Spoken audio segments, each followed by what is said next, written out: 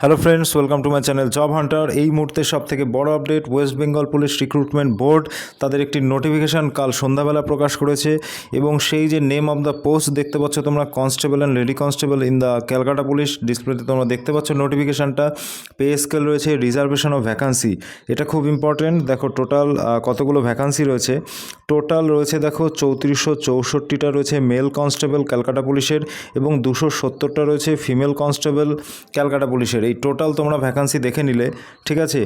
এরপর আরও কী এই যে নোটিফিকেশানে আরও কী বিষয় আলোচনা করা হয়েছে, আরও কী বিষয় এই যে নোটিফিকেশান, সেই নোটিফিকেশানে বলা হয়েছে সেই সমস্ত কিছু, এডুকেশান কোয়ালিফিকেশান, বয়স কত থাকলে তোমরা আবেদন করতে পারবে, কত তারিখ থেকে আবেদন শুরু হচ্ছে এবং পরীক্ষার যে প্যাটার্ন, সেই পরীক্ষার প্যাটার্ন কেমন হতে চলেছে, এই সমস্ত বিষয় আজকের ভিডিওতে তোমাদের সঙ্গে আলোচনা করব। তো চলো ভিডিওটা স্কিপ না করে ভিডিওটা পুরোটা দেখার তোমাদের কাছে আমার অনুরোধ রইল।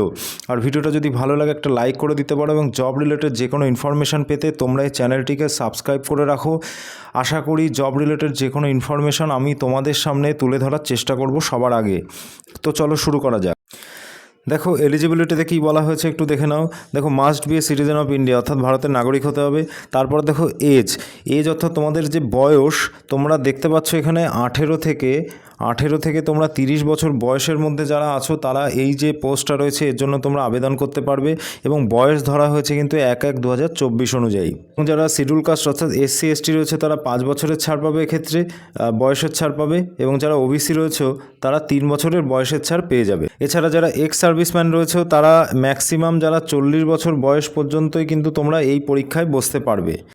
এডুকেশন কোয়ালিফিকেশান সম্পর্কে কি বলা হয়েছে একটু দেখে নাও। মাধ্যমিক পাস যোগ্যতা থাকলেই কিন্তু তোমরা এই পদের জন্য আবেদন করতে পারবে। এরপর দেখো যারা মেল কনস্টেবলের যে ভ্যাকান্সিটা রয়েছে তার জন্য আবেদন করবে, তাদের হাইট থাকতে হবে, ঠিক আছে। তাদের হাইট থাকতে হবে 167 সেন্টিমিটার এবং ওয়েট থাকতে হবে 57। এটা কিন্তু 57 মিনিমাম, ম্যাক্সিমাম যত খুশি হতে পারে, তাতে কোনো অসুবিধা নেই। এবং দেখো চেস্ট লাগবে 78 সেন্টিমিটার, চেস্ট তোমাদের মিনিমাম থাকতে হবে এবং তারপর 5 সেন্টিমিটার কিন্তু তোমাদের চেস্ট ফোলাতে হবে। এরপর দেখো ফিমেল কনস্টেবলদের ক্ষেত্রে কি বলা হয়েছে। ফিমেল কনস্টেবলদের ক্ষেত্রে বলা হয়েছে যাদের হাইট 160 সেন্টিমিটার তারাই কিন্তু এই পোস্টের জন্য আবেদন করতে পারবে এবং ওয়েট লাগবে 49, ঠিক আছে। এবং মেল কনস্টেবলদের ক্ষেত্রে আরেকটা জিনিস দেখে নাও, গোর্খা গাড়ওয়ালিস এবং রাজবংশী রয়েছে, তোমাদের 160 সেন্টিমিটার হাইট হলেই তোমরা আবেদন করতে পারবে এবং ওয়েট থাকতে হবে 53। এবং যারা ফিমেল ক্যান্ডিডেট রয়েছে গোর্খা গাড়ওয়ালিস এবং রাজবংশী, তোমরা 152 সেন্টিমিটার হলেই তোমরা আবেদন করতে পারবে এবং 45 সেন্টিমিটার ওয়েট হলেই কিন্তু তোমরা এই পদের জন্য আবেদনযোগ্য।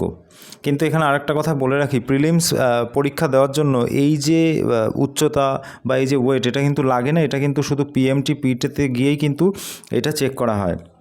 তো নেক্সট দেখে নাও কী বলছে। এবার দেখো মেথড অফ রিক্রুটমেন্ট। তো রিক্রুটমেন্ট মেথড অর্থাৎ রিক্রুটমেন্ট প্রসেস সেটা কীভাবে হবে দেখে নাও। প্রথমে তোমাদের প্রিলিমিনারি একটা টেস্ট নেওয়া হবে, সেই প্রিলিমিনারি টেস্টে যারা পাশ করবে তাদের PMT PET হবে, ঠিক আছে। সেই PMT এবং PETতে পাশ করার পর তোমাদের ফাইনাল একটা রিটেন এক্সামিনেশান দিতে হবে এবং তারপর ইন্টারভিউ হবে। তো প্রিলিমিনারি টেস্ট যেটা হবে 100 মার্কসের, প্রিলিমিনারি যে রিটেন টেস্টটা হবে তার যে সিলেবাস সেটা একটু দেখে নাও। 1 নম্বর রয়েছে জেনারেল অ্যাওয়ারনেস এবং জেনারেল নলেজ, সেখানে 40 মার্কস রয়েছে, তোমাদের 40টা কোশ্চেন হবে। এলিমেন্টারি ম্যাথমেটিক্স অর্থাৎ ম্যাথমেটিক্স থেকে তোমাদের 30টা কোশ্চেন হবে, 30 নম্বর, এবং রিজনিং থেকে তোমাদের 30 মার্কস রয়েছে 30টা কোশ্চেনের জন্য। এই তোমাদের টোটাল হয়ে গেল 100 মার্কস এবং এক্ষেত্রে তোমাদের টাইম থাকবে 60 মিনিট, ঠিক আছে।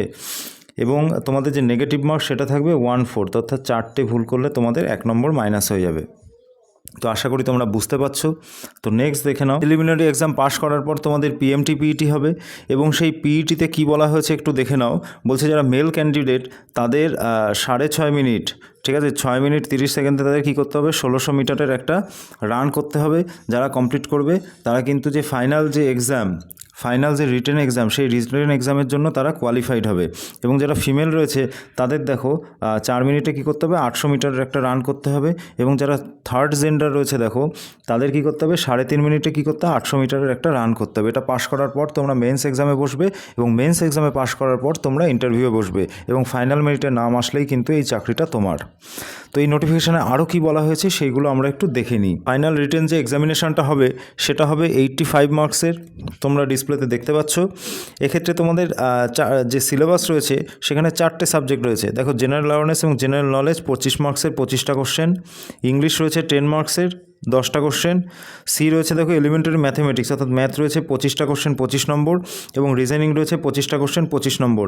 এই হলো তোমাদের 85 মার্কস। ঠিক আছে, এই তোমাদের 85 মার্কসের তোমাদের একটা রিটেন এক্সামিনেশান হবে। এবং এখানে দেখো নোট 1-এ দেওয়া রয়েছে 1/4 অফ নেগেটিভ মার্কস, যেটা আমি একটু আগেই তোমাদের বলে দিয়েছি। এরপর দেখো, তো ফাইনাল রিটেন এক্সামিনেশন পর তোমাদের 15 মার্কসের একটা ইন্টারভিউ হবে। ঠিক আছে, এই 15 মার্কসের ইন্টারভিউ ধরেই কিন্তু তোমাদের যে ফাইনাল মেরিট সেটা তৈরি করা হবে। তো ভালো করে শোনো আমার কথা, তোমরা তোমাদের প্রিপারেশান শুরু করে দাও। হাতে কিন্তু টাইম নেই।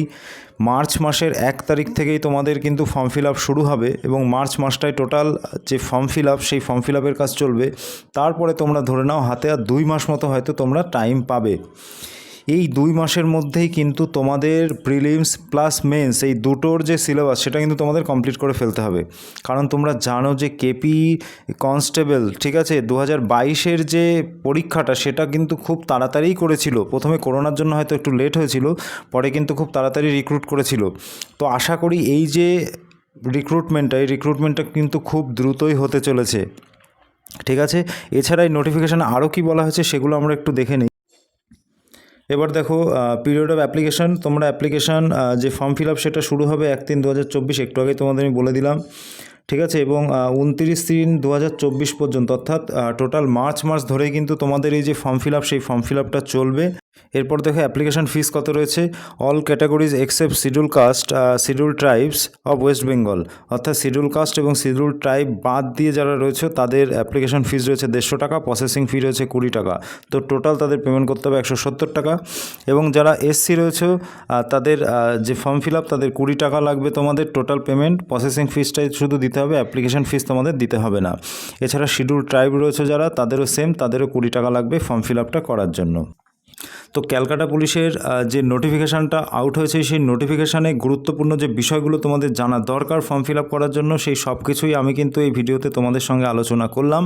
তো ভিডিওটা যদি ভালো লাগে তাহলে একটা লাইক করে দিতে পারো, এবং চ্যানেলটা সাবস্ক্রাইব করে রাখতে পারো ওয়েস্ট বেঙ্গল পুলিশের রিলেটেড যে কোনো ইনফরমেশান পেতে এবং জব রিলেটেড যে কোনো ইনফরমেশান পেতে।